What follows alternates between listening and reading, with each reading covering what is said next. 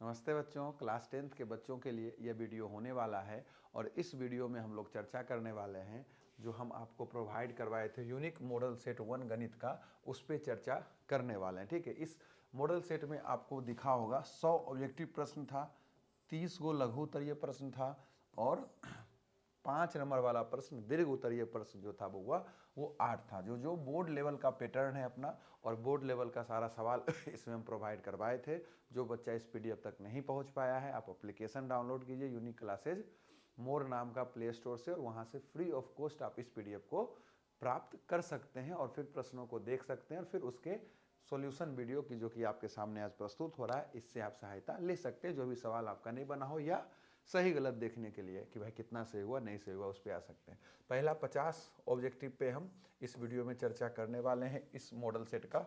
तो पहला सवाल पहला सवाल पे आते हैं बउआ। पहला सवाल कह रहा है कि भाई 4 ऑप्शन हमारे सामने और कह रहा है कि कौन सा जो है किसी घटना की प्रायिकता नहीं हो सकती है। तो भाई आपको पता है कि मान लेते हैं कोई घटना ई है, तो अगर कोई घटना ई है, अगर कोई घटना बउआ ई है तो उसके प्रायिकता को हम मैथमेटिकली पी ई से सूचित कर सकते हैं। तो पी क्या हो गया, किसी घटना की प्रायिकता हो गया। घटना ई है, मान लिया उसका प्रायिकता हो गया पी। तो आपको ही पता है कि कोई भी घटना का प्रायिकता जो होता है वो 0 से बड़ा होता है या 0 के बराबर होता है और हमेशा 1 से छोटा होता है या 1 के बराबर होता है। ये बात आपको याद रखना है। एग्जाम में कभी कभी ये फिगर, जो मैथमेटिकल फिगर आपके सामने दिख रहा है, ये भी डायरेक्ट पूछ देता है। तो हमेशा याद रखिएगा कि किसी भी तरह का सवाल आपको 10th स्तर पे दिख जाएगा प्रायिकता का, तो वहां एक बात याद रखना है कि प्रायिकता का मान 0 हो सकता है, 1 हो सकता है और सारा मान 0 1 के बीच में होगा। 3 ही प्रायिकता का मान आपको दिखने वाला है। या आपकी भाषा में हम समझाएं तो कोई भी सवाल जो प्रायिकता का आपके सामने दिखेगा 10th में, वो क्या दिखने वाला है, उसका जो आंसर आने वाला है वो या तो 0 आएगा या तो 1 आएगा, या जो संख्या आंसर के रूप में आएगा वो 0 1 के बीच में स्थित होगा।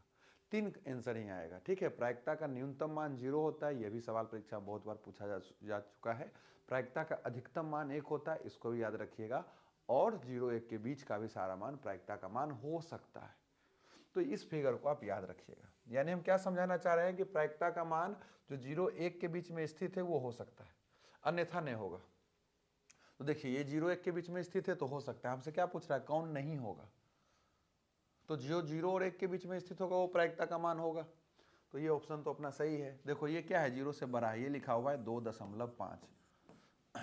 तो 0 और 1 के बीच में तो स्थित नहीं है, तो यही मान जो है प्रायिकता का नहीं होगा। जो कोई भी मान 1 से बड़ा अगर आ गया वो मान प्रायिकता का नहीं हो सकता। ये 1 से बड़ा मान था इसलिए ये मान प्रायिकता का नहीं होगा। कहिएगा सर ये तो 75 लिखा हुआ है, ये भी 1 से बड़ा है। तो नहीं बुआ, साथ में प्रतिशत लगा हुआ है। प्रतिशत का मतलब क्या होता है, बटे 100 होता है। यानी इसका मतलब है 0.75। 75% का क्या मतलब होगा, 0.75। इसलिए जो है ये जो है प्रायिकता का मान हो सकता है।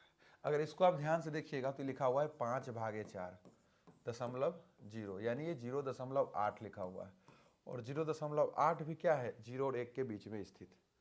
इसलिए बउआ अपना फाइनल आंसर क्या होने वाला है, ये होने वाला है कि ये प्रायिकता का मान नहीं हो सकता है। क्यों ये प्रायिकता का मान नहीं हो सकता है, क्योंकि किसी भी घटना का प्रायिकता होता है बउआ 0 और 1 के बीच में स्थित संख्या। ये संख्या 0 और 1 के बीच में स्थित नहीं है, इस बात को आपको याद रखना है। 0 1 भी हो सकता है। ठीक बउआ, हमको लगता है ये बात आपको समझ में आ गया होगा। 50 ऑब्जेक्टिव डिस्कस करना है तो ज़्यादा डिटेलिंग में जाएंगे तो दिक्कत हो जाएगा, इसलिए हम सीधा अगला सवाल पे आते हैं। और ये सवाल फिर प्रायिकता का है और बहुत आसान है। कह रहा है कोई घटना ई है और उसका पूरा घटना ई डैश है, तो निम्नलिखित में से क्या सही है। तो आपको ही पता होगा कि पी प्लस पी नोट बराबर 1 होता है। ये सीधा एक फॉर्मूला है प्रायिकता का, हाँ कि ना, एक तरह से फॉर्मूला इसे हम बोल ही सकते हैं 10th स्तर पे। तो सीधा ये आंसर हो जाएगा, आपको पता होना चाहिए बउआ। चलिए यहाँ आ जाइए, हमसे पूछा जा रहा है कि एक पासा की फेंक में 2 नहीं आने की प्रायिकता बताओ। आपको ही पता है कि अगर हम एक पासा फेंकेंगे तो क्या क्या संभावित मान है बउआ, 1 2 3 4 5 और 6। मेरे भाई अगर आप पासा फेंकते हैं तो कोई एक संख्या आएगा, ठीक है, लेकिन क्या क्या आ सकता है हमको नहीं पता है क्या आएगा। लेकिन ये तो तय है कि अगर पासा फेंकेंगे तो 1 2 3 4 5 6 में से ही कोई एक संख्या आएगा। बोलो हाँ कि ना। तो नीचे क्या होने वाला है, 6 हो जाने वाला है, नीचे क्या हो जाएगा, 6 हो जाएगा, और 2 नहीं आना चाहिए। एक बात हम आपको समझा देते हैं, जब भी आपसे प्रायिकता पूछेगा तो प्रायिकता का मतलब होता है मेरे भाई, आपकी भाषा में अगर हम समझाएं तो अंश बटा हर। प्रायिकता का क्या मतलब है बउआ, अंश बटा हर। प्रायिकता का कोई भी सवाल आपके सामने आएगा, मतलब कोई भी सवाल मतलब इस तरह का कोई भी सवाल आपके सामने आएगा, तो प्रायिकता का फॉर्मूला है अंश बटा हर। अंश में हमेशा हमें वो लिखना है जो सवाल पूछ रहा है उसकी संख्या लिखना है। सवाल में जो हमसे पूछ रहा है, जिसकी प्रायिकता हमसे पूछ रहा है, उसकी संख्या अंश में लिख दो, और मेरे भाई हर में लिखो कुल संभावित मान की संख्या। यानी नीचे लिखना है कुल, हर के रूप में लिखना है कुल, और अंश के रूप में लिखना है अनुकूल, यानी कि जो पूछ रहा है उसकी संख्या। तो बात को समझिए। और एक बात यहां से हम समझा ही देते हैं, ठीक है, कि नहीं जब भी बोला जाए, हम आपको पहले भी बताएं, जब भी नहीं का प्रायिकता पूछे तो पहले हाँ का प्रायिकता निकालो। अर्थात 2 नहीं का कह रहा है ना, तो पहले 2 का प्रायिकता निकालो। तो 2 आने की प्रायिकता क्या, तो कुल मान कितना है, 6। कुल संभावित मान कितना है, 6। याद रखिएगा, इस 6 को हम नहीं लिख रहे, हम गिन के लिख रहे हैं कुल संभावित मान कितना है। एक पासा फेंकेंगे तो कुल संभावित मान क्या है, क्या क्या आ सकता है, तो 6 मान टोटल संभावित है। अगर हम एक सिक्का उछालते हैं तो कितना कुल संभावित मान है, हेड या टेल, तो उस सिचुएशन में हर के रूप में हम 2 लिखेंगे।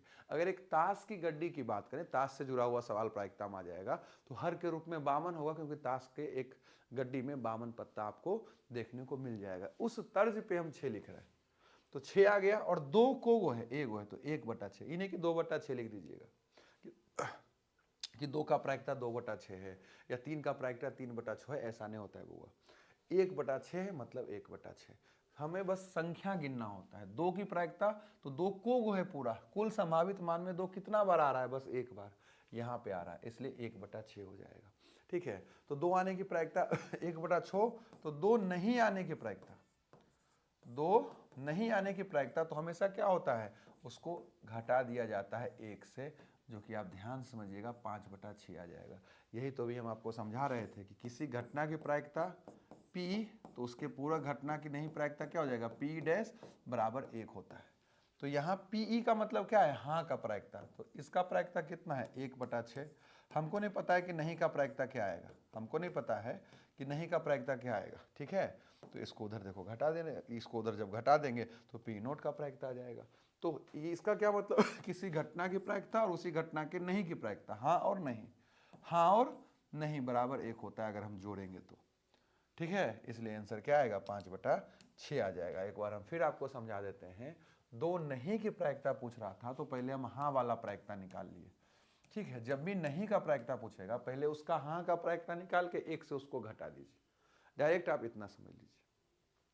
तो जब 2 नहीं का पूछ रहा था, तो पहले 2 का प्रायिकता निकाल रहे थे, तो नीचे 6 लिखाया। क्यों 6 लिखाया बउआ, क्योंकि एक पासा जब फेंकिएगा तो कुल संभावित मान 6 आएगा, तो वो हर के रूप में लिखा गया। अंश के रूप में क्या लिखाएगा, जो कुल संभावित मान था ना, जो कुल संभावित मान था ना, उसमें से देखो जिसका हम प्रायिकता निकाल रहे हैं उसकी संख्या कितनी है। हम 2 की प्रायिकता निकाल रहे हैं, तो 2 की संख्या कितनी है कुल संभावित मान में, एक के बार ना 2 दिखाई पड़ रहा है बउआ, इसलिए 1 लिखाएगा, 1/6। ठीक है, क्या हमसे 2 की प्रायिकता पूछ रहा था, वो नहीं, हमसे क्या पूछ रहा था, 2 नहीं की प्रायिकता। इसलिए क्या करेंगे, नहीं का जब निकालना है तो बस 1 घटा दीजिए हाँ में, ये हाँ का है ना, ये 2 का है, 2 नहीं का मतलब 1 में घटा दो जो आया, यानी 5/6, इसलिए इसका ऑप्शन सी हो जाएगा, अगर बात आपको समझ में आ रहा है तो। अब देखिए यहाँ ताश वाला सवाल आ गया। तो 52 ताश की एक गड्डी है, उसमें से कह रहा है एक पत्ता खींचेंगे तो काला रंग का बादशाह होने का प्रायिकता बताइए। फिर हम समझा रहे हैं कि प्रायिकता का सवाल आया तो नीचे कुल लिख दो, तो ताश की गड्डी में 52 पत्ता नीचे लिखा गया। अब केकर प्रायिकता पूछ रहा है, किसका प्रायिकता पूछ रहा है, आपसे आपसे पूछ रहा है काले रंग के बादशाह की। तो काले रंग के बादशाह की संख्या आपको पता होना चाहिए। आपको पता होगा कि 52 ताश का गड्डी है, तो उसमें से कुल 4 बादशाह होता है, 2 काला रंग का होता है, 2 लाल रंग का होता है। तो काले रंग के बादशाह की संख्या 2 है, आप यहाँ 2 लिख दीजिए, इसको काट दीजिए, कट के 1/26 आ जाएगा, और ये अपना आंसर हो जाएगा। ठीक है, कुल मान नीचे लिखो और अंश के रूप में क्या लिखो, जो पूछ रहा है वो कर संख्या। तो ये काले रंग के बादशाह की प्रायिकता पूछा, तो काले रंग के बादशाह की संख्या आप बता दीजिए, आपका काम हो जाएगा। चलिए इस सवाल पे आइए, कह रहा है कि भाई माध्यिका बताइए, अगर इस डेटा का, इसका बउआ माध्यिका अगर 35 है तो x का क्या मान होगा। ठीक है, पहले समझिए माध्यिका ज्ञात किया कैसे जाता है। अगर हम आपको बोल दें बउआ कि A B C D E है, अगर हम बताओ बीच में कौन है, हम क्या कर रहे हैं बउआ बीच में कौन है, पहले समझो, हम बीच समझाना चाह रहे हैं। तो बीच में आप बोलिएगा सर C, ABCDE में बीच में कौन है, तो आप बोलिएगा सर C। ठीक उसी तरह एक और किस्सा अगर हम आपको बता दें कि सर ABCDE और F है, अब बोले बताओ बीच में कौन है, तो आप बोलिएगा कि सर बीच में ये दोनों है। यानी कि जब आपके सामने ये बीच में अगर हम आपसे पूछें और कुल संख्या अगर विषम रहे, कुल संख्या क्या रहे, विषम रहे, देखो ना 1 2 3 4 5, तो बीच में कोई एगो स्थापित रहेगा, विराजमान रहेगा। लेकिन जब डेटा आपके सामने आ जाए और उसमें सम हो जाए कुल उपस्थिति, यानी टोटल यहाँ कितना है, मान के चलो अगर ये आदमी था तो 1 2 3 4 5 6 आदमी है मान के चलो, जिसका नाम ABCDEF था, तो 6 आदमी है, तो बीच में कौन आदमी है मेरे भाई, तो बीच में दोनों होगा, समझिए ना। तो जब विषम रहता है, कहीं मान के चलिए 5 आदमी बैठल है, ऐसे करके बोलिएगा बीच में कौन है, तो बोलिएगा सर बीच में C है। लेकिन जब 6 आदमी बैठा हुआ तो बीच में 2 आदमी होगा, बोलिएगा दोनों बीच में, समझे कि नहीं समझे तो ये बीच वाला जो हम बता रहे हैं आपको पकड़ने के लिए, ये माध्यक में जो है, या माध्यिका जिसे बोलिएगा, दोनों एक ही बात है, उसमें आपको सहायता करेगा। ठीक है, माध्यिका में जो डेटा आएगा, जहां माध्यिका ज्ञात करना रहेगा, वहां बढ़ते या घटते क्रम में आपको सजाना पड़ेगा संख्या को। तो मान लीजिए कि अगर लिखा हुआ है 2 3 8 1 7 और मान के चलिए फिर लिखा हुआ है यहाँ पे 9, हम बोले कि भाई इसका माध्यक ज्ञात कीजिए, तो सबसे पहले आपको क्या करना पड़ेगा, इसको बढ़ते या घटते क्रम में सजाना पड़ेगा। तो हम सबसे पहले लिखेंगे 1 2 3, डायरेक्ट बीच में नहीं कि देख लिए कि भैया बीच में 1 2 इधर से छोड़ के ये दोनों है, तो ये अपना क्या हो गया, ये अपना माध्यिका हो गया, ये नहीं चलेगा, समझे कि नहीं समझे। सबसे पहले क्या करना पड़ेगा, आपको सजाना पड़ेगा बढ़ते या घटते क्रम में। तो इसको बढ़ते या घटते क्रम में हम सजा रहे हैं, तो पहले 1 लिख दिए, फिर 2 लिख दिए, 3 लिख दिए, अब 7 लिखिए, अब 8 लिखिए, अब 9 लिखिए। अब हम माध्यिका बता रहे हैं, तो सबसे पहले आप देखिए कि बीच में कौन है, सबसे पहले देखिए बीच में कौन है। तो चूंकि यहाँ क्या है, सम में संख्या है, 2 2 4 2 6 को टोटल है, तो बीच में ये दोनों है। तो जो बीच में है दोनों को जोड़ दीजिए, और 2 से भागा दे दीजिए, तो 7 3 10 2 5, यानी इस डेटा का माध्यिका 5 आएगा। लेकिन वही अगर विषम रहता, समय बचाने के लिए हम पहले से सजा के लिख देते हैं। तो यहाँ देखो 1 2 3 4 5, टोटल 5 है, बीच में कौन है 5, बीच में कौन है 5, तो यही क्या हो जाएगा, माध्यिका हो जाएगा। तो बीच वाला माध्यिका होगा कब, डायरेक्ट बीच वाला माध्यिका कब होगा, जब मेरा जो डेटा है, जो आंकड़ा दिया रहेगा, वो पहले से सजा हुआ रहे बढ़ते या घटते क्रम में। समझे कि नहीं समझे। तो सबसे पहले माध्यिका ज्ञात करने के लिए जो भी आंकड़ा दिया रहेगा उसको बढ़ते या घटते क्रम में सजाइएगा। फिर अगर वो आंकड़ा का कुल संख्या सम है तो बीच में 2 संख्या दिखेगा, दोनों को जोड़ के 2 से भागा दीजिएगा, तब माध्यक ज्ञात कर पाइएगा। और अगर विषम है तो बीच में कोई एक संख्या रहेगा, वही आपका माध्यिका हो जाएगा। ठीक है, इस तरह का सवाल आपको एग्जाम में देखने के लिए मिलेगा, इसलिए बउआ हम यहाँ पे आपको समझा दिए। ठीक है, अब जो है हम इस सवाल पे आते हैं। कह रहा है कि ये आंकड़ा यहाँ से यहाँ तक है और एकर माध्यिका 35, एक्स का मान बताइए। अच्छा, अगर इसका माध्यिका हम ज्ञात करने जाएंगे तो देख रहे हैं कि भाई तो पहले से सजल है बढ़ते क्रम में, तो देख लेंगे बीच में कौन है। तो बीच में देखने के लिए पे देखेंगे कुल प्रेक्षणों की संख्या कितना है, इसको हम प्रेक्षण भी बोल सकते हैं, इसको हम क्या बोल सकते हैं बुआ, प्रेक्षण भी बोलते हैं कभी कभी। ठीक है, 14 चैप्टर जो है, चैप्टर 14 जो है उससे जुड़ा हुआ यह सवाल है। तो पहले गिन लो, 1 2 3 4 5 6 7 8 9 10 11, कुल 11 प्रेक्षण है। यानी कि विषम है, तो विषम है तो एक को कोई बीच में रहेगा, तो 5 को Na से छोड़ दीजिए, अब 5 को Na से छोड़ दीजिए, तो बीच में कौन है? x। तो जो बीच में है, इस आंकड़ा के बीच में x है, तो x ही क्या हो जाएगा? इस आंकड़ा का माध्यिका हो जाएगा। और पहले से सवाल में दे रखा है कि जो आंकड़ा है ओकर माध्यिका 35 है, और हम जब सोल्व किए रूल के हिसाब से जैसे माध्यिका निकलता है तो x आया, मतलब x और 35 क्या है? एक ही है, यानी कि इस आंकड़ा का माध्यिका x जो आ रहा था यहाँ क्या स्थित रहेगा? 35 स्थित रहेगा। ये समझे बात? पहले से वो दे रखा है कि माध्यिका 35 है, और माध्यिका की जगह क्या है? आंकड़ा में x लिखल है, तो हर हाल में यहाँ क्या आना चाहिए? 35 आना चाहिए। इसलिए इसका मेरे भाई ऑप्शन ए सही हो जाएगा। अगर बात आ रहा है समझ में तो बहुत सुंदर बात है भाई, आगे बढ़ जाओ और यहाँ जाओ। कह रहा है संचयी बारंबारता सारणी जो हम बनाते हैं, संचयी बारंबारता सारणी जो बनाते हैं, चैप्टर 14 से जुड़ा हुआ सवाल है। तो ये किसे निर्धारित करने में उपयोगी होता है? यानी संचयी बारंबारता सारणी कहाँ यूज होता है? याद कीजिए, माध्यिका में यूज करते हैं। जब माध्यिका ज्ञात करने के लिए आपको हम बोलेंगे, वर्ग अंतराल वगैरह जब सब दिया रहेगा, 10th स्तर का सवाल है, तो आप वहाँ संचयी बारंबारता सारणी बनाएंगे ही बनाएंगे, हाँ कि ना? तो संचयी बारंबारता सारणी कहाँ उपयोगी है बउआ?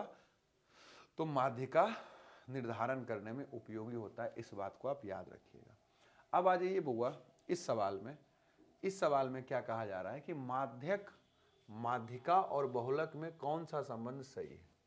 एक बेसिक फंडा है कि 3 माध्यक, ये जो अपना मेन बात है, माध्य माध्यक और बहुलक में क्या संबंध है? तो 3 माध्यक बराबर होता है बहुलक, बहुलक प्लस 2 माध्य। ठीक बउआ, ये याद रखिएगा, ये भी मेन पॉइंट है, ये भी परीक्षा में बहुत बार डायरेक्ट पूछा गया है। इस बात को आपको याद रखना है कि माध्य, माध्यिका और बहुलक में ये मेन संबंध है। अब इसी को तोड़ मरोड़ के जैसे प्रस्तुत कर दे, जैसे सवाल पूछ दे, कभी कभी ये सीधा सवाल पूछा है। अब पहले आइए ऑप्शन पे कि इस तरह से कौन लिखा हुआ है। अगर हम ऑप्शन ए को देखेंगे तो ध्यान से देखिएगा, जिसे पहले लिखा हुआ है उसे लिख दीजिए। माध्य की माध्य, माध्य की माध्य घटाओ बहुलक की बहुलक, घटाओ बहुलक की बहुलक, बराबर, क्यों ना 3 से इसको गुना कर दें। तो हम लिखेंगे 3 माध्य, 3 माध्य घटाओ 3 माध्यिका, 3 माध्यिका, 3 से दोनों में गुना कर दिए। क्यों? हम चाह रहे हैं ना कि वो इस तरह से दिख जाए। हम ये चाह रहे हैं कि मेन तो ये होता है, मेन संबंध जो है माध्यक, माध्यिका और बहुलक में वो ये है। अब इसी को घुमा के किसको लिख दिया है?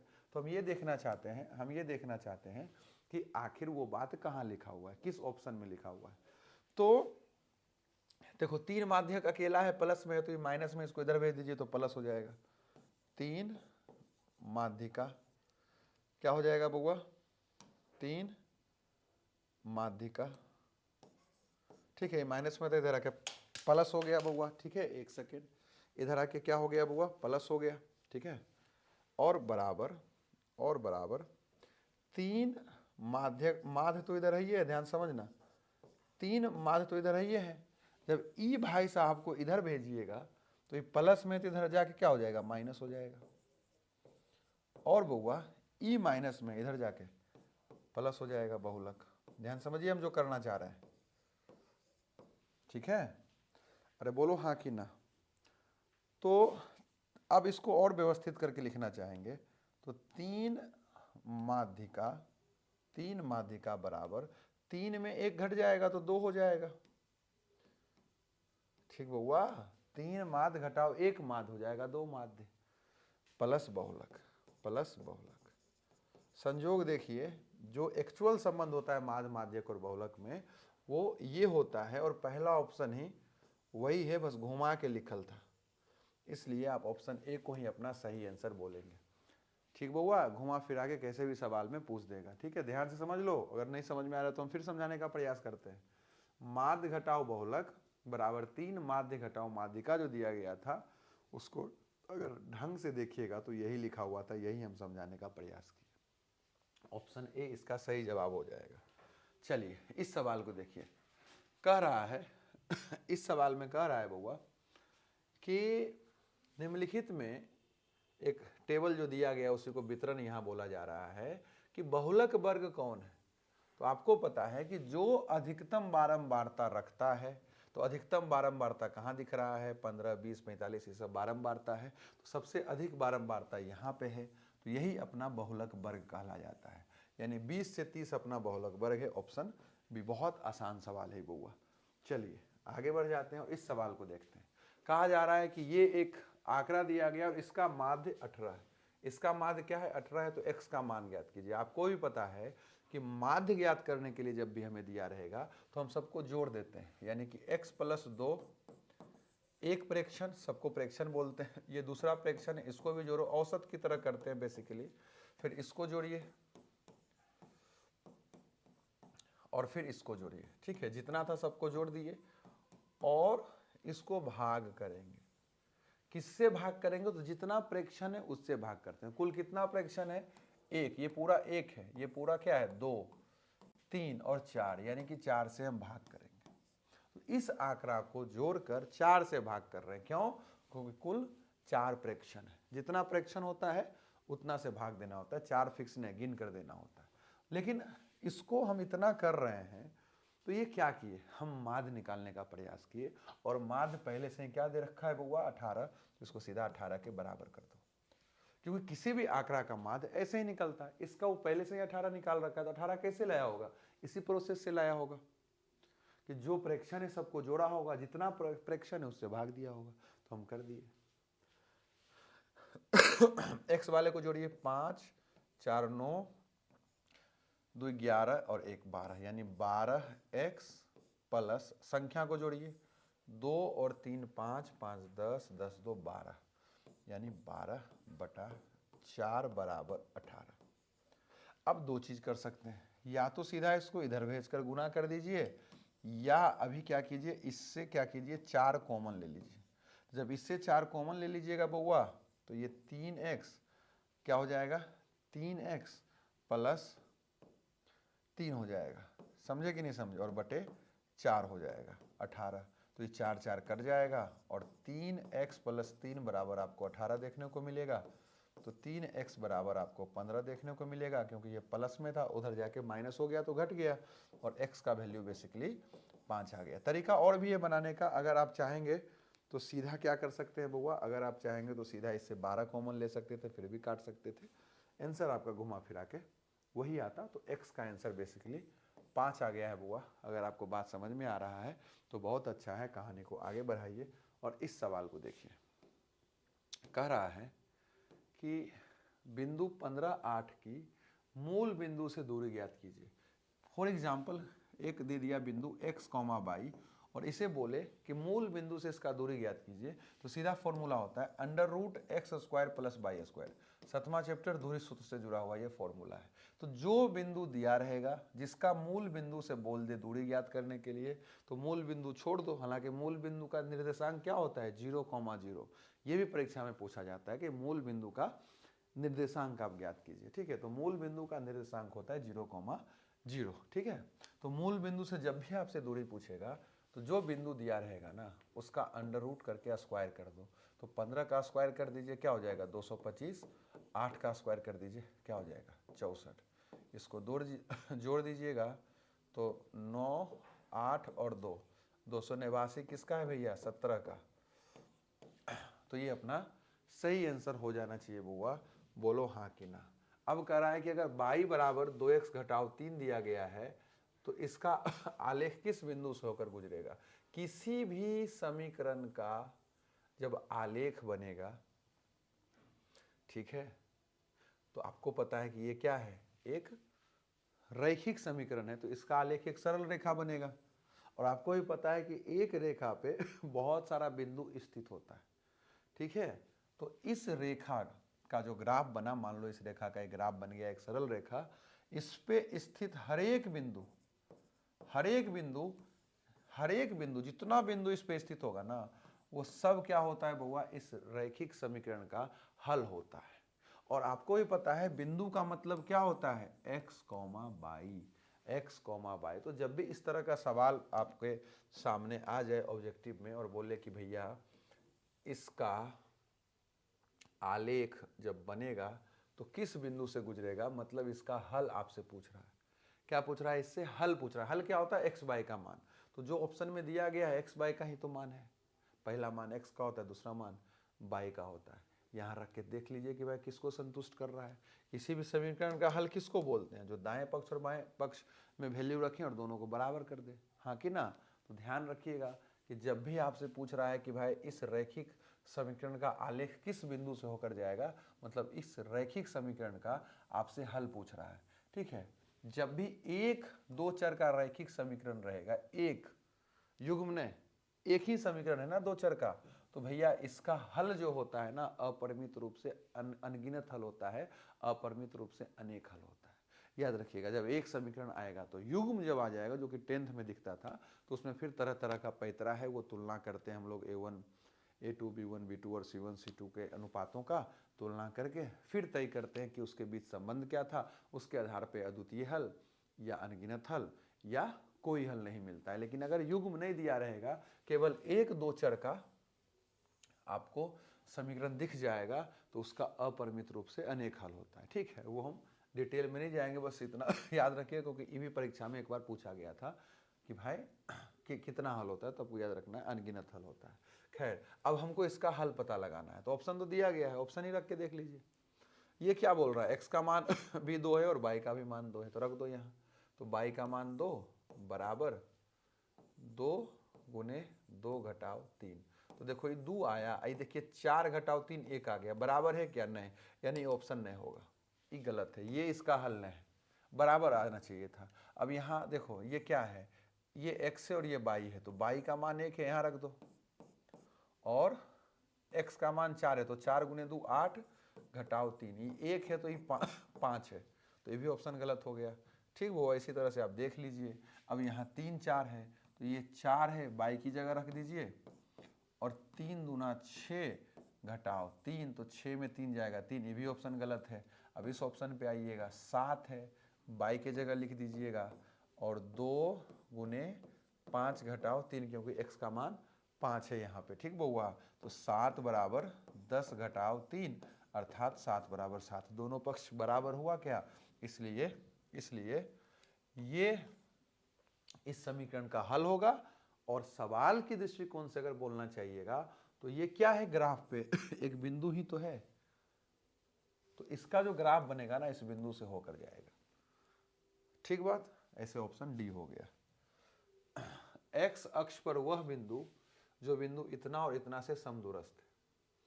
आपको पता है कि एक्स अक्ष का क्या निर्देशांक होता है, ये भी परीक्षा में पूछता है, x, 0 याद रखिएगा। बाई एक्स का क्या निर्देशांक होता है, तो 0, बाई याद रखिएगा, ये सब परीक्षा में पूछा जाता है बुआ।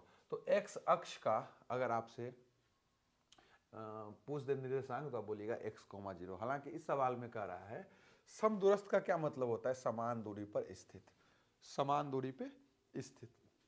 तो यहां कह रहा है कि एक बिंदु है ये और एक बिंदु ये है, और एक बिंदु कहीं एक्स अक्ष पे स्थित है। ठीक है, तो मान लीजिए कि ये अपना एक्स अक्ष है और इस पे एक बिंदु स्थित है। तो ये एक्स अक्ष पे कोई भी बिंदु रहा होगा, उसका निर्देशांक क्या रहेगा? उसका निर्देशांक तो x, 0 ही रहेगा। अब ये जो बिंदु है जो एक्स अक्ष पे स्थित है, ये दो और बिंदु, एक बिंदु -2, 0 और एक बिंदु 6, 0 से समान दूरी पर स्थित है। मान लेते हैं कि ये बिंदु यहाँ है और ये बिंदु यहाँ है, समझाने के लिए। ठीक होगा, तो जब इसको मिलाएंगे हम, बात को समझिएगा, ऐसे ही मिला दिए तो, और इसका नाम भी रख लो अगर बउआ, तो अब सवाल में क्या कह रहा है कि एक एक्स अक्ष पे जो बिंदु स्थित है जो कि x, 0 है। ठीक है, सवाल में नहीं दिया गया था, लेकिन एक्स अक्ष का निर्देशांक यही होता है, इसलिए x, 0 लिख दिए। तो एक एक्स अक्ष पे बिंदु स्थित है जो x, 0 है। ठीक बउआ, और दो बिंदु था जिसका नाम ए बी रख दिए, ये और ये से समान दूरी पर स्थित है। यानी मैथमेटिकली हम नहीं बोल सकते हैं कि ए सी बराबर होगा बी सी का। समदूरस्थ का क्या मतलब हुआ, इस बिंदु से ये जो x अक्ष पर स्थित बिंदु है उस समान दूरी पर स्थित है। समान दूरी पर स्थित होने का क्या मतलब हुआ कि यहां से यहां तक का दूरी वही होगा जो यहां से यहां तक का दूरी होगा। ई बिंदु से और ई बिंदु से इस बिंदु का दूरी बराबर है, यही वो कहना चाह रहा है। तो AC बराबर BC हो गया। अब यहाँ हम क्या कर सकते हैं, दूरी सूत्र लगा देंगे। तो AC का मान कैसे निकलेगा, आपको भी पता है कि भाई अब चूंकि बराबर है तो अंडर रूट नहीं देना होता है, ठीक है।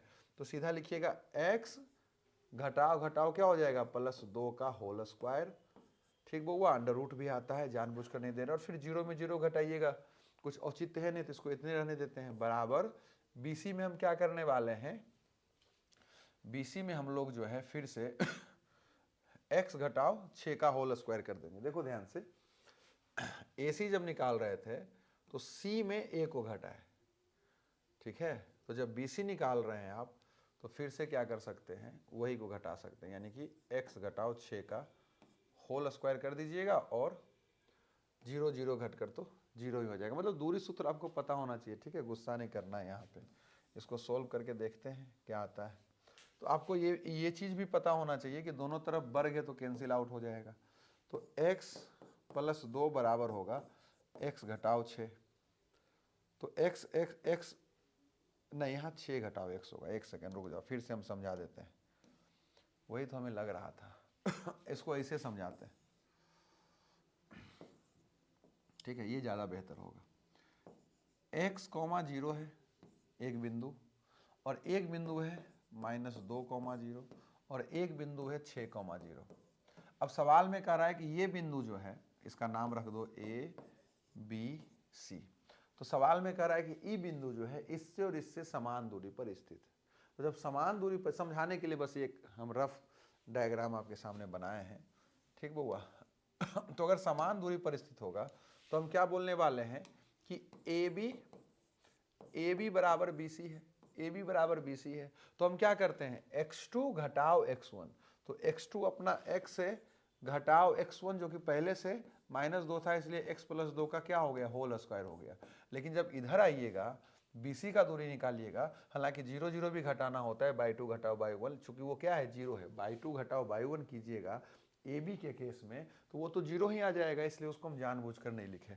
अंडर रूट भी आता है तो इधर भी तो अंडर रूट आएगा, जब दोनों तरफ दूरी सूत्र लग रहा होता है तो हम अंडर रूट, यानी कि जो ये अंडर रूट वाला होता है, साइन नहीं देता क्योंकि दोनों तरफ से कैंसिल आउट हो जाएगा। ऑब्जेक्टिव है इसलिए डायरेक्ट आप बना सकते हैं, ठीक है बुआ। तो इधर x2 कीजिएगा तो क्या होगा, 6 घटाव x होगा। ध्यान से देखो क्या होगा, 6 घटाव x का होल स्क्वायर होगा। और फिर बाई 2 और बाई 1 को घटाइएगा तो 0 हो जाएगा। अब अगर ध्यान से देखिएगा तो ये 2 2 कैंसिल आउट हो जाएगा बुआ। तो बचेगा x + 2 बराबर क्या बचेगा, 6 घटाव x बचेगा। अभी x माइनस में है, जब इधर आएगा तो +x के साथ 2x हो जाएगा और 6 घटाव 2 हो जाएगा, ये प्लस में उधर जाके माइनस। तो 2x बराबर 4, 6 में 2 घट के तो x बराबर 2 हो जाएगा। क्या हो जाएगा, x बराबर 2 हो जाएगा। और x अक्ष का बिंदु हमें ज्ञात करना था और x अक्ष का निर्देशांक क्या होता है, x, 0 होता है। x का मान आप 2 ज्ञात कर लिए, ये तो 0 फिक्स ही था, तो 2, 0 अर्थात ऑप्शन बी अपना सही हो जाएगा, अगर आपको बात समझ में आ रहा है तो। चलिए इस सवाल को देखिए, कह रहा है बाई अक्ष से बिंदु इतना की दूरी बताइए। ठीक है, बहुत आसान है बुआ, बहुत आसान है। जब भी आपसे बाई अक्ष से पूछे किसी बिंदु का दूरी, मतलब आपको क्या है, x का मान आपसे पूछ रहा है। बाई अक्ष से दूरी का मतलब होता है भुज। आपको ही पता होगा x, बाई कोई अगर बिंदु है, बिंदु का निर्देशांक है, तो x को हम भुज बोलते हैं, बाई को हम कोटि बोलते हैं। तो x को, भुज को हम परिभाषित कर सकते हैं बाई अक्ष से दूरी। तो बाई अक्ष से दूरी x कहलाता है और x अक्ष से दूरी बाई कहलाता है। समझे कि नहीं समझे? तो जब बाई अक्ष से दूरी पूछ रहा है मतलब हमसे केवल x का निर्देशांक पूछ रहा है, मतलब हमसे केवल भुज पूछ रहा है। तो इसमें भुज कौन है, इसमें भुज 13 है, इसलिए यही अपना आंसर हो जाएगा। ठीक है, ग्राफ के द्वारा भी हम आपको समझा सकते थे, लेकिन हम आपको सीधा थ्योरेटिकल इस बात को समझाना चाह रहे हैं कि जब भी आपसे बाई अक्ष से दूरी बोल रहा है, कोई बिंदु लिख दिया और बोला कि भैया, कोई बिंदु लिख दिया और बोला बाई अक्ष से इसका दूरी ज्ञात कीजिए, अर्थात आपसे x का मान पूछ रहा है। आपको ही पता होगा कि पहला मान x का होता है, दूसरा मान बाई का होता है। ठीक है, तो बाई अक्ष से दूरी का मतलब x का मान जो कि 13 था, इसलिए ऑप्शन ए हो जाएगा। और x अक्ष से दूरी पूछेगा मतलब बाई का मान। कह रहा है बउआ, इस सवाल को देखिएगा कि एक वृत्त के व्यास के सिरों का निर्देशांक कितना है, तो वृत्त का केंद्र बताइए। आपको भी पता है कि अगर कोई एक ये वृत्त है और उसका अगर ये एक व्यास है, तो इस सिरों का मतलब दोनों छोर का वो बात कर रहा है, तो एक छोर का वो मान बोल रहा है, मतलब इसका बिंदु का निर्देशांक बोल रहा है कि -10,6 है, और ये है 6, ये क्या है 6, -10 है, ये दे दिया और बोल रहा है कि केंद्र बताइए। तो केंद्र का मतलब क्या होता है बुआ, व्यास में केंद्र क्या है, व्यास का मध्य बिंदु होता है, यानी कि हमसे बेसिकली मध्य बिंदु निर्देशांक पूछ रहा है। ठीक है, तो मध्य बिंदु निर्देशांक का फॉर्मूला लगा दीजिए, x2 यानी कि x2 का मतलब ये देखो x1/1 का काम करेगा और ये x2/2 का काम करेगा, और इसको अगर आप x/y मान लीजिएगा तो x आपको कैसे मिलता है बउआ, x2 + x1/2 करने पे मिलेगा, तो x2 आपका 6 है, प्लस कीजिएगा -10 हो जाएगा, क्योंकि x1 आपका -10 है बटे 2, अर्थात देखिए 6 में 4 घटेगा तो क्या हो जाएगा, 6 में 4 ये -4 हो जाएगा बटे 2 हो जाएगा। भाई 6 में 10 घटेगा ना तो -4 हो जाएगा, यानी -2। x आ गया -2, ऑप्शन से मिलाओ कहाँ है, यहाँ है, तो ई निकालने का जरूरत नहीं से बाई के लिए आपको अलग से y2 + y1/2 करना पड़ता, लेकिन चूंकि ऑब्जेक्टिव है एगो मिल गया तो यही आंसर हो जाएगा। अगर -2 का कहीं एक और ऑप्शन आ जाता तो ये भी निकालना पड़ता, हालांकि निकाल ही देते हैं। तो -10 + 6/2, तो देखो -4/2 अर्थात -2 आया ही आया। ठीक है, हम फिर से समझा देते हैं, अगर कोई व्यास है तो केंद्र क्या होगा, मध्य बिंदु ही ना होगा, तो सीधा मध्य बिंदु निर्देशांक वाला फॉर्मूला लगा दिए। मध्य बिंदु के निर्देशांक का फॉर्मूला होता है x2, क्या होता है फिर से, x2 + x1/2 और y2 + y1/2। अगर दोनों सिरों का मान दिया रहे तो, ठीक है, तो पहला मान x1/1 हो जाता है, दूसरा मान x2/2 हो जाता है बउआ, और मध्य बिंदु इस तरह से निकल जाता है। ठीक बात, इसलिए अपना ऑप्शन सी जो है इस सवाल का सही जवाब हो गया, अगर आपको समझ में बात आ रहा है तो। अब इस सवाल को देखिए, कह रहा है कि त्रिभुज का केंद्रक बताइए। त्रिभुज का शीर्ष दे रखा है, तो त्रिभुज का केंद्रक कैसे निकलता है बउआ, शीर्ष जो भी रहता है ना उसको आप x1/1, x2/2 और x3/3 बोल सकते हैं। जो भी शीर्ष है उसका नाम आप x1/1, x2/2 और x3/3 दे सकते हैं। और जब त्रिभुज का केंद्रक बोलेगा तो भाई केंद्रक का मतलब क्या है, एक बिंदु ही तो है, और बिंदु का मतलब क्या है, x, y चाहिए, और x, y का मतलब है x और y ज्ञात करो। तो x कैसे ज्ञात होगा, x1 + x2 + x3, यानी कि तीनों x निर्देशांक को शीर्ष का जो निर्देशांक है x का उसको जोड़कर 3 से भाग दे दीजिए, और y भी इसी ज्ञात होगा। तो जब भी केंद्रक त्रिभुज का ज्ञात करने बोलेगा तो आपको पता होना चाहिए कि जो भी x का मान है उसको जोड़ दीजिए, 3 से भागा दे दीजिए। पहला मान x का होता है 2, 0 और 4, जोड़िएगा तो कितना आ जाएगा, 6 आ जाएगा, जोड़ दो ना, अर्थात 2। ऑप्शन में देखिए 2 कहाँ कहाँ है, तो आपको दिखेगा ऑप्शन में 2 यहाँ भी है, ऑप्शन में 2 यहाँ भी, क्योंकि x का मान निकाले और पहला मान x का होता है, पहला मान x का होता है, यानी कि y का भी मान हमको निकालना पड़ेगा, क्योंकि 2 जगह 2 दिख गया। ये तो कन्फर्म है कि ये और ये ऑप्शन गलत है, क्योंकि x का मान 2 आएगा। y के लिए क्या करना है, फिर y वाले मान को जोड़ो, तो 6, 4, 10, दोसर का मान y का होता है, 6, 4, 10, और इसमें 1 घटेगा क्योंकि माइनस है, यानी कि 9 हो जाएगा। 3 से भागा दीजिएगा 3, अर्थात y का मान 3 होना चाहिए, यानी कि ऑप्शन ए सही हो जाएगा। जब भी त्रिभुज का केंद्रक ज्ञात करने के लिए बोलेगा 3 गो बिंदु देले रहेगा, जो कि शीर्ष होता है, इसको शीर्ष बोलते हैं त्रिभुज का। तो तीनों का x का मान जोड़ के 3 से भागा दे दीजिए एगो, और फिर y का मान जोड़ के 3 से भागा दे दीजिएगा, तो भाई y का वहाँ पे आपको मान मिल जाएगा, और फाइनल x y निर्देशांक हमको ज्ञात हो जाएगा। तो इस सवाल का ऑप्शन ए अपना सही जवाब है। ठीक बउआ, अब इस सवाल को हम देखते हैं। अगर इस सवाल को आप देखिएगा तो यहाँ कहा जा रहा है कि इसको और इसको मिलाने वाली रेखाखंड का मध्य बिंदु बताइए किस चतुर्थांश में। तो पहले इसका मध्य बिंदु निकालिए। मध्य बिंदु कैसे निकलता है, तो जो x का मान है उसको जोड़ दो, जो कि -8 आ गया, और 2 से भागा दे दो, यानी कि -4 आ गया। अभी तुरंत बताए मध्य बिंदु निर्देशांक कैसे निकलेगा, तो x के मान को जोड़ के 2 से भागा दे दीजिए, तो -4 आ गया। अब क्या कीजिए, y के मान को जोड़ दीजिए, तो 8 में 4 घटेगा। भाई 8 में अगर जोड़िएगा अभी -4, तो मैथमेटिकली वो 8 घटाओ 4 हो जाएगा। तो x अक्ष के मान को जोड़ के 2 से भागा दिए, उसी y अक्ष के मान को जोड़िएगा और 2 से भागा दीजिएगा, तो क्या निर्देशांक बना। क्या कह रहा है कि इस बिंदु और इस बिंदु को मिलाने वाला जो रेखाखंड है उसका मध्य बिंदु जो होगा वो किस चतुर्थांश में है। तो इस बिंदु और इस बिंदु को मिलाने वाला जो रेखाखंड है उसका मध्य बिंदु क्या आया, वो आया -4,2। वो क्या आया बउआ, -4,2 आया। जब भी किसी रेखाखंड का मध्य बिंदु निकालने के लिए बोला जाए और उसका बिंदु दिया रहेगा जिससे वो रेखाखंड बना है, तो दोनों के x अक्ष को जोड़ के 2 से भागा दे दीजिए और y अक्ष को जोड़कर 2 से भागा दे दीजिए, वही बउआ जो है आपका हो जाएगा मध्य बिंदु। तो ये मध्य बिंदु आया थी कौन चतुर्थांश में स्थित होगा। आपको भी पता है कि ये अपना पहला चतुर्थांश कहलाता है, ये दूसरा चतुर्थांश कहलाता है, ये तीसरा चतुर्थांश कहलाता है और ये चौथा चतुर्थांश कहलाता है। इसमें प्लस प्लस आता है, इसमें माइनस माइनस आता है, इसमें प्लस माइनस आता है और इसमें माइनस प्लस आता है। तो माइनस प्लस का है, यहाँ क्या है, माइनस प्लस है, अर्थात दूसरा चतुर्थांश यानी ऑप्शन बी अपना सही जवाब होगा। बहुत घुमा कर सवाल दिया गया था लेकिन ठीक ठाक सवाल है।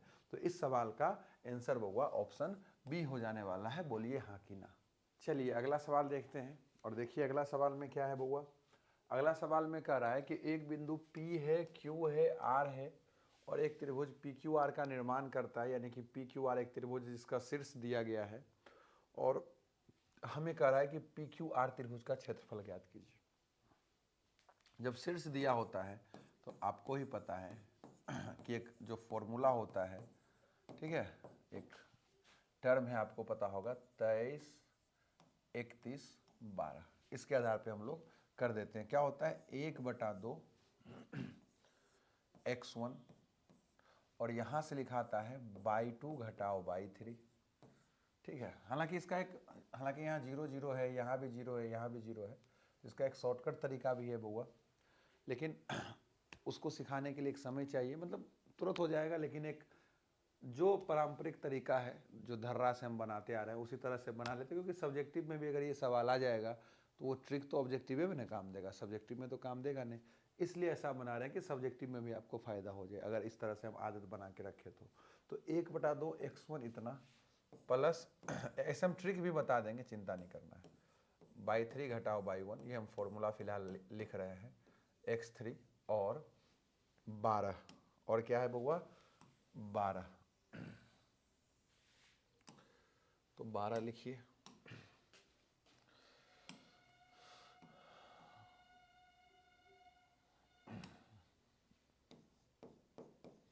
आपको ही पता होगा ये त्रिभुज का फॉर्मूला है, जब शीर्ष दिया रहता है तब। तो 1/2 x1 का काम कौन करेगा, तो आपको ही पता होना चाहिए, आपको ही पता होना चाहिए कि ये अपना x1/1 है, ये अपना x2/2 है और ये अपना x3 और y3। बोलो हाँ कि ना। तो x1 मतलब 0। अब यहाँ जो भी आएगा गुना होके तो 0 ही हो जाएगा, तो इसको नहीं लिखेंगे, प्लस x2। तो x2 अपना 8 है तो लिखो, x2 अपना 8 है तो लिखो। भाई लिखने से कोई फायदा था क्या, कुछ संख्या यहाँ लिखा था, घट जाता, इससे गुना होता, जो कि 0 था 0 हो जाता, इसलिए हमने लिख रहे हैं। आपको ये बात समझ में आ रहा होगा। अब x2 8 था, 8 लिख दिए। y3 देखो क्या है, y3 अपना 12 है, घटाओ y1 अपना क्या है, तो y1 अपना 0 है, प्लस x3 देखो 0 है, x3 क्या है 0 है, तो अंदर जो भी आएगा वो 0 हो जाएगा, तो इसको गुने नहीं करना है। समझे कि नहीं समझे। यानी कि जब भी x1, x2 या x3 0 रहेगा, जो भी निर्देशांक 0 रहेगा, वो सीधा खेल से बाहर हो जाता है, खासकर इस फॉर्मूला में।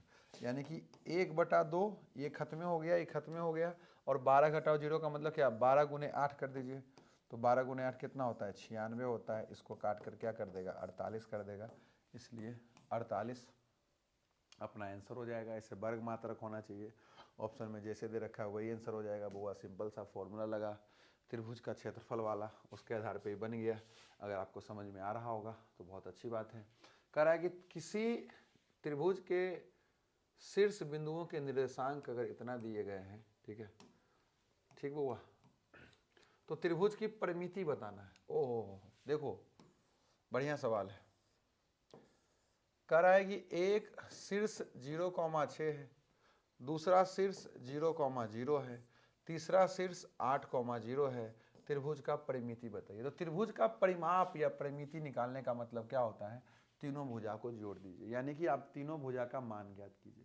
तीनों भुजा का मान किसे ज्ञात होगा बुआ, तो दूरी सूत्र लगा के ज्ञात होगा।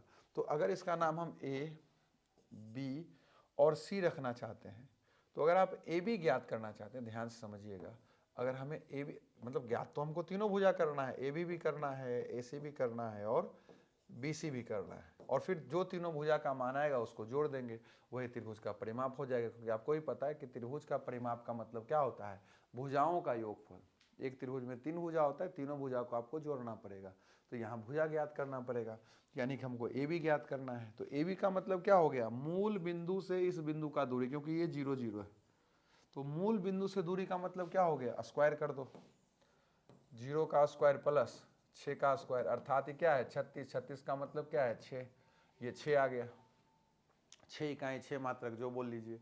अब AC ज्ञात करना है, तो AC ज्ञात करने के लिए दूरी सूत्र लगाइए ना, x2 समझो ना, ये x1 और y1 होगा, अगर AC लगाइएगा तो x2 y2 होगा, तो 8 में 0 घटेगा 8 का स्क्वायर, और फिर 0 में 6 घटेगा -6 का स्क्वायर 36, अर्थात 36 और 64 100 अर्थात 10।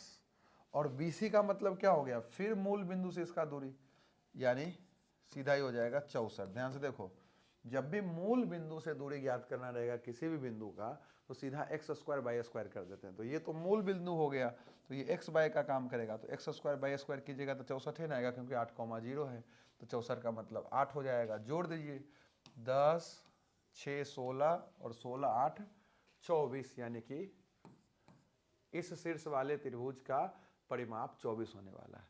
अगर आपको समझ में आ रहा है तो बहुत बढ़िया बात है बउआ। अब इस सवाल को देखिए, कह रहा है एक द्विघात समीकरण है, इसका विवेचक बताइए।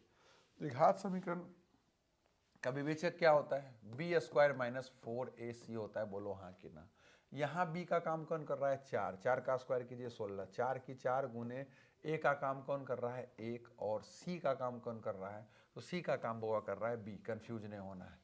फॉर्मूला है b² - 4ac, किसके लिए है, जब इसका व्यापक रूप होता है ax² + bx + c = 0। जब व्यापक रूप से इसका तुलना कीजिएगा, जब व्यापक रूप से आप इसका तुलना कीजिएगा, तो a का काम यहाँ कर रहा है 1, b का काम यहाँ कर रहा है 4, और c का काम यहाँ कर रहा है b। फॉर्मूला होता है विवेचक का, जिसे विविक्तर भी बोलते हैं, वो होता है b² - 4ac। तो b² - 4ac, तो b का स्क्वायर 16 घटाओ इतना कर दिए, क्योंकि ध्यान से देखिएगा तो 16 घटाओ 4b आ रहा है, जो कि ऑप्शन ए में ही दिखाई पड़ रहा है। तो ऑप्शन ए जो है वो अपना सही जवाब हो जाएगा, बोलिए हाँ कि ना। चलिए आगे बढ़ते हैं और अगला सवाल देखेंगे बउआ। अगला सवाल कह रहा है कि कौन AP नहीं है ना, कौन AP है, सॉरी कौन AP है। तो देखिए कौन AP है, AP किसे बोलते हैं, जब हर अगला पद को पिछला पद से घटाएं तो घट के समान संख्या है। वो चीज़ देखिए ऑप्शन डी में ही आपको दिखाई पड़ रहा है, ध्यान से देखो तो ऑप्शन डी में ही दिख पड़ रहा है कि हर अगला पद को पिछला पद से घटाइए, घट के समान संख्या आएगा, इसलिए यही AP है। ठीक है, बहुत बेसिक सवाल है, आपको आना चाहिए। कह रहा है सारवंतर बताइए। सारवंतर किसको बोलते हैं, कोई भी अगला पद में पिछला पद घटा दीजिए। अगर ये T1 है, ये T2 है, तो T2 में T1 घटा दीजिए, यही तो सारवंतर होगा, क्योंकि AP तो है ये था। यानी कि हम √50 में घटाएंगे √18, इसको घटा के सीधा, अब 32 नहीं बोल दीजिएगा, ऐसे नहीं घटेगा। पहले देखो √50 को आप क्या लिख सकते हैं, 25 गुने 2, √18 को क्या लिख सकते हैं, 9 गुने 2, 25 रूट से बाहर होके 5 हो जाएगा, रूट 2 एज इट इज रह जाएगा। 9 क्या हो जाएगा 3 रूट से बाहर, ये और ये 2, यानी 5 में 3 घटेगा 2 रूट 2, रूट का जोड़ घटाव आपको आना चाहिए, यानी कि ऑप्शन बी जो है इस सवाल का सही जवाब हो जाएगा बउआ, अगर आप समझ पा रहे हैं तो। इसमें देखिए 11वां पद यानी T11, और T11 का मतलब क्या होता है a प्लस 10D, होता है कि नहीं होता है। तो a का काम कौन कर रहा है 2, और d का काम कौन कर रहा है 3, अर्थात 2 प्लस 30 अर्थात 32 अपना सही जवाब हो जाएगा। बोलिए हाँ कि ना। हमसे पूछ रहा है कि अगर किसी एपी का एनवा पद ये है, मतलब ये Tn है, ये क्या है बउआ Tn है, बोलो हाँ कि ना। ये Tn का काम कर रहा है, ये जो है Tn का काम कर रहा है। तो एपी का 7वां पद पूछ रहा है, मतलब T7 पूछ रहा है। तो जब Tn दिया गया है 7 पूछ रहा है, तो n की जगह 7 आया, तो यहाँ n की जगह क्या रख देंगे 7 रख देंगे, यानी कि 8 सत्ते 56 में 2 घटा दो 54। ऑप्शन ए जो है इस सवाल का सही जवाब होगा बउआ। हमें लगता है बात समझ में आ रहा होगा। इस सवाल को देखिए बहुत आसान है, करा है, सार मंत्र बताओ। तो ए 30 को हम क्या लिख सकते हैं a प्लस 29D घटाओ a 20 को क्या क्या लिखिएगा a प्लस 19D, समझो ना। a 30 को हम ये लिख दिए माइनस a 20 को ये लिख दिए, बराबर 50 की 50। a प्लस 29D घटाव क्या होगा, दोनों का साइन चेंज हो जाएगा। आप समझ रहे हो कि a कट जाएगा, और 29D में 19D जब घटेगा तो 10 हो जाएगा, बराबर 50। तो d का वैल्यू ध्यान से देखिएगा तो 5 आपको मिल जाएगा, यानी ऑप्शन सी जो है इस सवाल का सही जवाब हो जाएगा। बोलिए हाँ कि ना। अब आगे बढ़िए और इस सवाल को देखिए। कह रहा है, ध्यान से समझिएगा, ठीक ठाक सवाल है, कि ये जो 3 दिया गया है ये एपी के 3 लगातार पद हैं, यानी कि 2x घटाओ 1, 3x प्लस 2 और 6x घटाओ 1 जो है बउआ एपी है। क्या है, एक एपी का निर्माण कर रहा है। तो x का मान बताइए। अगर ये एपी होगा तो अगर इसको हम T1 बोले, इसको अगर हम T2 बोले और इसको अगर हम T3 बोले, तो आपको ही पता है कि 2 क्रमागत 2 लगातार एपी का जो पद होता है घट के समान आता है, जिसे हम सारवंतर भी बोलते हैं। यानी कि T2 घटाव T1 जो आएगा, ये दोनों घट के जो आएगा वही T3 घटाव T2 घट के आएगा। बोलो हाँ कि ना। तो T2 जो कि क्या है 3x प्लस 2 है, अगर इसमें हम घटा दें T1 जो कि 2x घटाव 1 है, क्या है बउआ 2x घटाव 1 है, ये बराबर होगा, समझो ना। ये क्या लिख दिए T2 घटाव T1 लिख दिए, वो बराबर है T3 यानी कि 6x घटाव 1 घटाव T2 जो कि 3x प्लस 2 है। इसको बेसिक सा है, सोल्व कर लेंगे और बहुत आराम से जो है हमको मिल जाएगा क्या x का मान। तो देखो 3x प्लस 2 दोनों का साइन चेंज होगा तो माइनस 2x प्लस 1 बराबर 6x घटाव 1, इस दोनों का साइन चेंज होगा तो माइनस 3x माइनस 2। तो 3x में 2x घट के हो जाएगा x प्लस 3 बराबर 6x में 3x घटेगा तो 3x घटाव 3। तो ये माइनस 3 इधर आके 3 के साथ जुटकर 6 हो जाएगा और x उधर घटकर 2x हो जाएगा। बोलो हाँ कि ना। तो x का वैल्यू अगर ध्यान से देखिएगा तो 3 आ रहा है मेरे भाई, यानी ऑप्शन ए इस सवाल का सही जवाब हो जाएगा, अगर आपको समझ में आ रहा है तो। अब जो है इस सवाल को देखिए, एक एपी है और कह रहा है 82 पे समाप्त हो रहा है, बोल रहा है इसमें पदों की संख्या बताइए। मतलब जो अंतिम पद है वो अपना Tn है, यानी Tn जो है 82 दे रखा है, और Tn जो है अंतिम पद को हम क्या बोलते हैं Tn बोलते हैं, मतलब Tn अपना 82 दे रखा है। An भी बोल सकते हैं, एक ही चीज़ है, L भी बोलते हैं, एक ही बात है। तो Tn की जगह आपको भी पता है हम a plus n minus 1 into D लिख सकते हैं और बराबर 82 की 82 लिख सकते हैं। a का काम 2 कर रहा है, 2 लिख दो। n तो हमें पता नहीं है, पदों की संख्या हम ज्ञात करने ही आए हैं, तो n एज इट इज रह जाएगा, लेकिन d पता है घटेगा और 4 हो जाएगा। ठीक है, तो हम क्या करते हैं, 2 प्लस में उधर भेज देते हैं तब माइनस हो जाएगा। तो n घटाओ 1 गुने 4 बराबर 80। ध्यान समझिएगा, 2 इधर प्लस में उधर घट के हो गए 80। अब n घटाओ 1 बराबर 20। 4 इधर गुना में उधर जाके भागा तो 80 को भाग दीजिएगा 4 से तो 20 आ जाएगा। तो n बराबर क्या हो गया 21, माइनस 1 उधर जाके प्लस 1, तो n अपना 21 हो गया। यानी इसमें 21 पद है। ठीक है, इस एपी में कितना पद है बउआ, 21 पद है। समय बचाने के लिए थोड़ा सा कैलकुलेशन फास्ट कर रहे हैं तो वीडियो बहुत बड़ा हो जाएगा, इसलिए इस बात को आप समझिएगा बउआ। ठीक है, कह रहा है कौन सा पद 0 है। जब भी बउआ कौन सा पद बोलेगा ना, इसका मतलब tn है। तो यानी कि tn बराबर यहाँ 0 दे रखा है। सेम सवाल हो गया, tn बराबर 0 दे रखा है। एपी में कौन सा पद का मतलब tn होता है, और tn की जगह हम क्या लिख सकते हैं, a plus n minus 1 into D बराबर 0। a plus n minus 1 into D बराबर 0। बोलिए हाँ कि ना। a का काम कर रहा है 72, 72 लिख दीजिए। n हम ज्ञात करने आए हैं, और डी का काम कौन करेगा, तो 63 में 72 घटेगा, यानी -9 हो जाएगा। ठीक बात। अब n घटाओ 1 गुने -9 बराबर -72। ये प्लस में उधर जाके माइनस हो गया, तो n घटाओ 1 बराबर क्या होगा, -72 बटा -9। ये गुना में उधर जाके भागा, माइनस माइनस कट गया, इसको 8 बार में काट दिया, यानी n घटाओ 1 बराबर 8 हो गया, तो n बराबर 9 हो जाएगा। यानी ऑप्शन बी जो है इस सवाल का सही जवाब होगा बुआ। बोलिए हाँ कि ना। अब इस सवाल को देखिए, कह रहा है कि एक बिंदु ये है और एक बिंदु ये है, इसके बीच की दूरी बताइए। तो दूरी तो वही निकलता है ना, ये पूरा क्या हो गया x1, ये y1, ये x2, ये y2। दूरी सूत्र लगेगा तो क्या होगा, x2 घटाओ x1 का होल स्क्वायर, x2 घटाओ x1 का होल स्क्वायर प्लस y2 घटाओ y1 का होल स्क्वायर। अब ध्यान से देखिएगा, तो ये घट के क्या आ जाएगा, -a cos थीटा का होल स्क्वायर।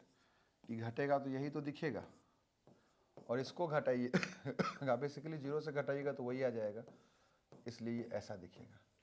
अब अगर इसको लिखना चाहिएगा, हम एक एक स्टेप इसमें लिख रहे हैं क्योंकि थोड़ा सा अलग सवाल है, तो इसका स्क्वायर कीजिएगा तो क्या हो जाएगा, माइनस खत्म हो जाएगा, और ये दिखेगा a स्क्वायर और कॉस स्क्वायर थीटा। बोलो भैया इसका क्या हो जाएगा, a square cos square theta, और ये दिखेगा a square sine square theta. अरे बोलिए हाँ कि ना। तो अब ध्यान से अगर इसको देखिएगा तो a स्क्वायर हम कॉमन ले सकते हैं, और जब a स्क्वायर कॉमन लीजिएगा तो आपको cos square theta plus sine square theta दिखेगा। अरे बोलिए हाँ कि ना। तो cos square theta sine square theta क्या हो जाएगा, 1 हो जाएगा, यानी सिर्फ a स्क्वायर दिखेगा, और a स्क्वायर का मतलब क्या होता है, a होता है, अर्थात ऑप्शन ए सही जवाब हो जाएगा। दूरी सूत्र लगा, दो बिंदु के बीच का दूरी मतलब दूरी सूत्र। ठीक है, थोड़ा सा त्रिकोणमिति का यूज हुआ। अब ये भी बढ़िया सवाल है बुआ, अगर इस सवाल को आप देखिएगा, ठीक है, अगर इस सवाल को देखिएगा तो आप क्या पाएंगे कि क्या क्या क्या ये a स्क्वायर घटाओ b स्क्वायर लिखा हुआ है, और जब भी जीवन में आपको a स्क्वायर घटाओ b स्क्वायर लिखा दिख जाएगा, उसे आप लिख सकते हैं a प्लस बी और a माइनस बी। क्या लिख सकते हैं बुआ, a प्लस बी और a minus B. A square minus B square कब लगेगा, जब वो किसी का स्क्वायर होगा। तो एक किसका स्क्वायर है, एक का ही, और ये किसका स्क्वायर है, तो ध्यान से देखिएगा, साइन स्क्वायर थीटा का स्क्वायर। क्या साइन पे पावर 4 थीटा, जो साइन पे पावर 4 थीटा आपको दिखाई पड़ रहा है, क्या उसे हम साइन स्क्वायर थीटा का स्क्वायर लिख सकते हैं, तो आप बोलिएगा लिख सकते हैं। अब ए स्क्वायर माइनस बी स्क्वायर हो गया, तो इसको लिखिएगा 1 प्लस साइन स्क्वायर थीटा और 1 घटाओ साइन स्क्वायर थीटा। आपको ही पता है कि 1 घटाओ साइन स्क्वायर थीटा होता है कोस स्क्वायर थीटा, ऑप्शन में देखिए इस तरह का कहीं कोई सीन दिखाई पड़ रहा है क्या? पहले ऑप्शन हमको दिखाई पड़ रहा है कोस स्क्वायर थीटा गुने 1 प्लस साइन स्क्वायर थीटा, तो ये अपना सही जवाब हो जाएगा। बस थोड़ा सा था, इसको अगर समझ जाते आप तो आपका काम हो जाता। एक वृत्त की त्रिज्या 7 सेंटीमीटर है।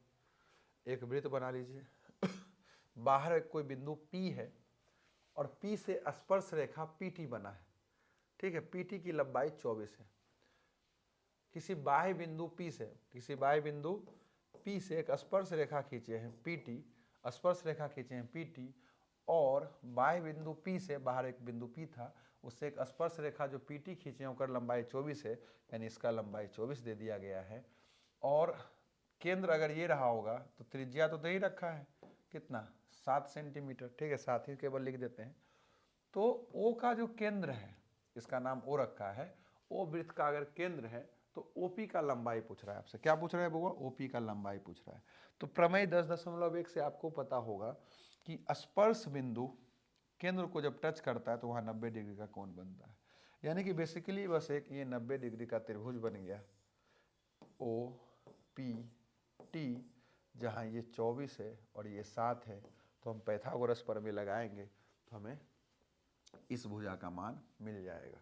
तो पाइथागोरस प्रमेय में क्या होगा? 7 का स्क्वायर होगा और प्लस 24 का स्क्वायर होगा, और अंडर रूट भी होता है। याद कीजिए, अगर कर्ण आप निकालना चाह रहे हैं तो ये 49 हो जाएगा, यानी कि 25 आ जाएगा। इसको सोल्व कीजिएगा तो आपको दिखाई पड़ना चाहिए कि 25 आ जाएगा, ठीक बउआ, 25 सेंटीमीटर। इसलिए हम डायरेक्ट आगे बढ़ जाते हैं। ये सब बेसिक सा सवाल है बउआ। अगर इस सवाल को देखिएगा तो कह रहा है एक बाहर का बिंदु P से वृत्त पर खींची गई एक स्पर्श रेखा की लंबाई 17 सेंटीमीटर है, ठीक है। एक बाहर का बिंदु कोई P है बउआ, एक बाहर का बिंदु कोई P है, यहाँ से वृत्त पर एक स्पर्श रेखा खींचा गया और एक लंबाई बोल रहा है 17 सेंटीमीटर। तो इसी वृत्त पर खींची गई P से ही इसी वृत्त पे फिर से अगर हम बिंदु P से ही इसी वृत्त पर फिर से अगर हम एक स्पर्श रेखा खींचते हैं तो उसकी लंबाई क्या? तो 17 ही सेंटीमीटर हो जाएगा। बताइए, ठग रहा था तब से। वृत्त पर बाह्य बिंदु से अधिकतम 2 स्पर्श रेखा खींचा जा सकता है, यह भी एक सवाल बनता है परीक्षा में। और बाह्य बिंदु से खींचा गया दोनों स्पर्श रेखा का लंबाई बराबर होता है। तो अगर इस 17 है तो ये भी 17 होगा, यानी कि ऑप्शन सी जो है इस सवाल का सही जवाब हो जाएगा। अब यहाँ ये कह रहा है कि दो रैखिक समीकरण के लेखाचित्र का मतलब बेसिकली आलेख हो रहा है, ग्राफ हो रहा है। संपाती रेखा है तो उसके कितने हल होंगे? आपको ही पता है कि अगर ग्राफ किसी दो रैखिक समीकरण का संपाती बन जाता है तो उसका अनगिनत हल होता है। अगर समानांतर, देखो 3 तरह का ग्राफ बनता है। अगर दो चर का रैखिक समीकरण युग्म का आप ग्राफ बनाइएगा तो एक समानांतर बनता है, तो समानांतर बनता है तो कोई हल नहीं होगा। संपाती बनता है तो अनेक हल होगा, और एक प्रतिच्छेदी बनता है तो अद्वितीय हल होता है, जिसे एक हल भी हम बोल सकते हैं। तो हालांकि यहाँ संपाती था तो संपाती में अनगिनत हल होता है, ठीक है। इसका बोल रहा है आलेख की सरल रेखाएं होंगी। कैसा ग्राफ बनेगा? तो a1/a2 तुलना कीजिए, a1/a2 नहीं बराबर है, ध्यान से देखिएगा, b1/b2 का। तो जब a1/a2 नहीं बराबर है b1/b2 का तो मेरे भाई ऑप्शन सी प्रतिच्छेदी रेखा होगा। बोलो हाँ कि ना। कह रहा है x घटाओ y बराबर 0 है। देखो x घटाओ y बराबर 0 का क्या मतलब है? x घटाओ y बराबर 0 का मतलब x बराबर y है। ध्यान से समझो ना, ये माइनस में उधर जाके प्लस हो गया। तो इसका कैसा आलेख बनेगा? तो जब x y बराबर है तो उसका मूल बिंदु से ग्राफ जाता है। किससे ग्राफ जाएगा? वो मूल बिंदु से, क्योंकि मूल बिंदु का निर्देशांक 0,0 होता है, यानी x y यहाँ भी बराबर है। तो जब x y यहाँ भी बराबर है तो वहाँ से ग्राफ जाएगा, यानी कि इसका ग्राफ कुछ यूं बनेगा, यूं। अब बना के चेक कर सकते हैं अगर ग्राफ बनाने आता है तो। नहीं आता है तो काहे नहीं आता है? सीखिए, एग्जाम में 5 नंबर का सवाल आएगा मेरे भाई। हम तो आज ऑब्जेक्टिव सिखाने आए हैं। कह रहा है कौन द्विघात समीकरण है? तो आपको ही पता है x² जहाँ दिखेगा वही द्विघात समीकरण होगा। यहाँ देखो पावर 3 दिख रहा है और ये पावर 3 कहीं कटेगा भी नहीं, इसलिए ये द्विघात समीकरण तो नहीं है। यहाँ देखो ये एक्स स्क्वायर आएगा और एक्स स्क्वायर नहीं कटेगा, यही आंसर हो जाएगा। ध्यान से देखो ना, ए प्लस बी का होल स्क्वायर कर दो, एक्स स्क्वायर 4 और 4x होगा, इसको तोड़िएगा तो इतना आएगा, इसको कीजिएगा तो कितना आएगा 3x + 12 आएगा कि नहीं आएगा? तो बताइए, यही तो द्विघात समीकरण है। व्यापक रूप में करने का क्या जरूरत है, ऑब्जेक्टिव था, यही आंसर हो जाएगा। देखो 2x² यहाँ भी है, अरे है कि नहीं है, लेकिन जब गुना होगा तो x³ हो जाएगा।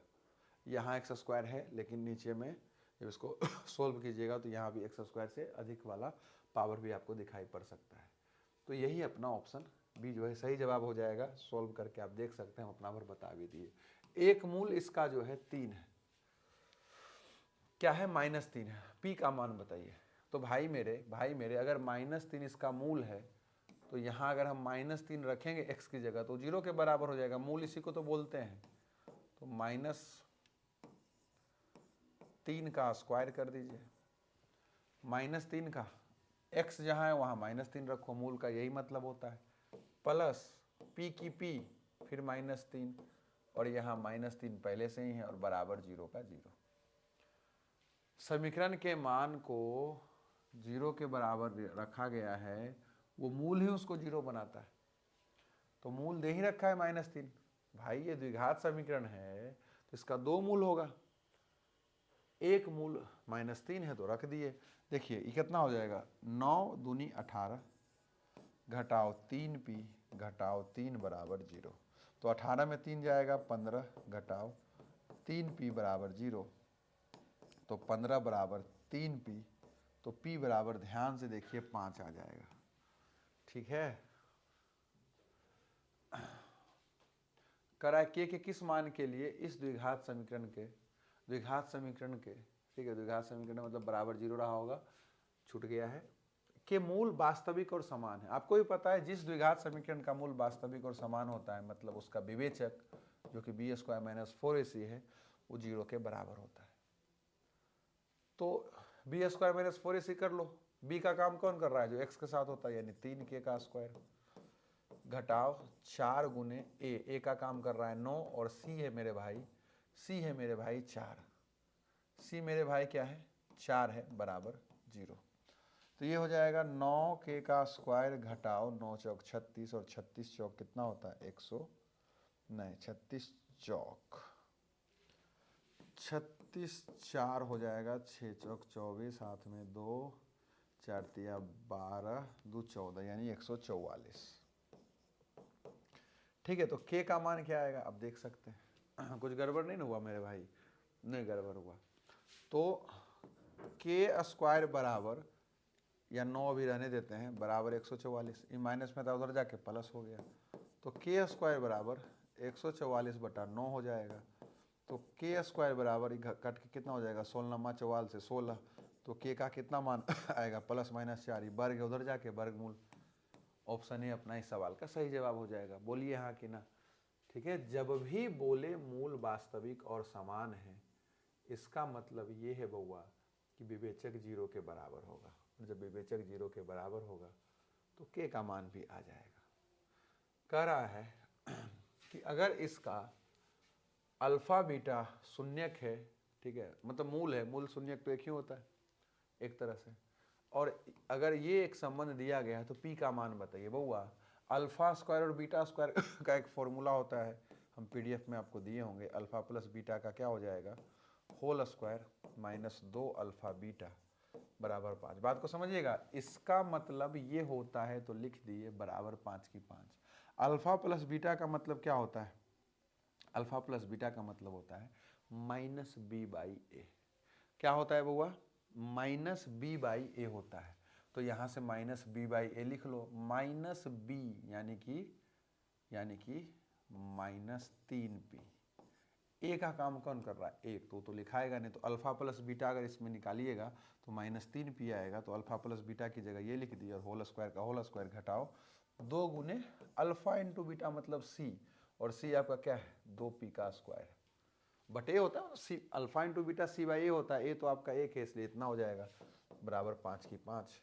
तो ये हो गया 9p का स्क्वायर ई कितना हो गया, 2 दूनी 4 पी का स्क्वायर बराबर 5, तो 9 में 4 घट जाएगा 5, पी का स्क्वायर बराबर 5, 5 5 कट गया, यानी पी स्क्वायर बराबर 1 है ना, कट जाएगा तो पी का क्या मान आएगा, पी का मान आएगा +-1, यानी ऑप्शन सी हमारा सही जवाब हो जाएगा। ठीक है, बहुत सारा बात हम पहले से पढ़ा चुके हैं, कोई नया बच्चा अगर इस वीडियो को देख रहा है तो गाली नहीं देगा बउआ।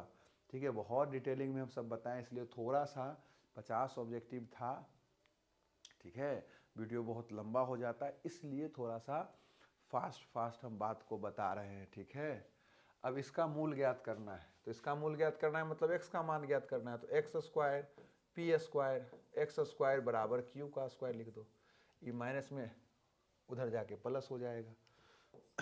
एक्स स्क्वायर बराबर क्या लिखिएगा, क्यू स्क्वायर बटे ए स्क्वायर पी स्क्वायर, मतलब ए स्क्वायर माइनस बी स्क्वायर पे भी इसको बना सकते हैं, लेकिन ऐसे भी बना के आप देख लीजिएगा। तो x बराबर क्या हो जाएगा, प्लस माइनस द्विघात समीकरण है तो प्लस माइनस आएगा, क्यू स्क्वायर बटे ए स्क्वायर पी स्क्वायर, और आपको ही पता है वर्ग है तो रूट से बाहर हो जाएगा, तो क्यू स्क्वायर का क्यू हो जाएगा और ए स्क्वायर का ए हो जाएगा, पी स्क्वायर का पी हो जाएगा, ये अपना फाइनल आंसर हो जाएगा, जो कि कहाँ यहाँ दिख रहा है। ठीक है, ये एग्जाम में आया हुआ सवाल है सब, ये भी याद रखिएगा। ठीक है, बहुत बढ़िया सवाल है, कह रहा है, अब बहुत कम सवाल बचा है बुआ, बहुत कम सवाल, एकदम अंतिम में हम लोग पहुंचे हुए हैं। देखिए, कह रहा है कि एक्स स्क्वायर घटाओ 15x प्लस 50 के मूलों का योग मतलब अल्फा प्लस बीटा का अनुपात बता रहा है, उसके मूलों के गुणनफल का मतलब अल्फा बटा बीटा। तो अल्फा प्लस बीटा क्या होगा, अल्फा प्लस बीटा होगा -b/a अर्थात 15/1 यानी 15, और c बटा ए अर्थात 50। c बटा ए मतलब 50, क्योंकि a आपका 1 हो गया अनुपात, इसको काट दीजिए, 5 के टेबल में 3 मर्त में आएगा, ये 5 के टेबल में 10 मर्त में आएगा, 3:10 ऑप्शन ए में दिखाई पड़ रहा है, यही अपना आंसर हो जाएगा। समीकरण के मूल इतना है, अगर ये मूल है यानी कि अल्फा दे रखा है -5, बीटा दे रखा है -1, फॉर्मूला क्या होता है आपको ही पता है, x square minus alpha plus beta into x plus alpha into beta बराबर 0।